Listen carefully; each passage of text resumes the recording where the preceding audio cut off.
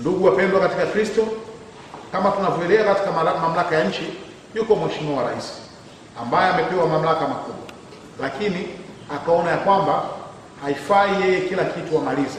Kwa akajivua kama walivyojivua wanafunzi wa Yesu, na ndipo hapo akateua watu 26 akawaita majina wakuu wa mikoa.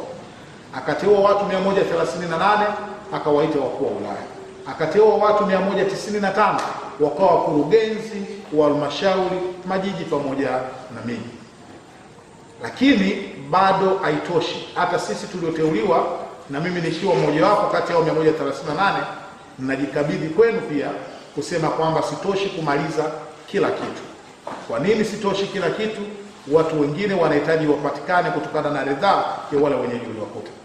Mimi nimeagizwa kwenye majukumu kama nilivyosema kwamba ni mtume nani, basi nami nimetumwa kutoka Makondeni nikaja huko kwa Wamanda, kwa Wapangwa pamoja na Wakisi.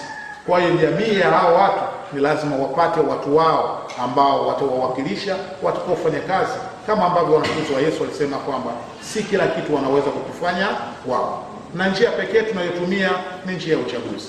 Tuliweza kufanya hivyo kupitia uchaguzi wa serikali za mitaa. Mliweza kuwapata watu kama wale waliowapata akina Stefano, kina Nikolao, kina Stemana na wengineo ambao nimewasahau kwa majina.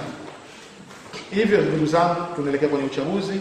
Niwaombe sana wanaparokia wenzangu wa Manda, tuenende kwenye uchaguzi ili tukawapate akina Stefano wa kwetu katika ngazi ya ubunge, tukawapate akina Nikolao kwenye ngazi ya udiwani, ili waungane pamoja na wale viongozi wa vijiji. Lakini pia hata yeye mwenye mamlaka aliyotutuma sisi, bado na yeye hatuwezi kusema kwamba anamaliza kila kitu. Ni lazima apate ridhaa ya wananchi ili aweze kuendelea kutuongoza. Kwa hiyo hivyo, wapendwa katika Kristo, huo ndio ujumbe wangu wa leo.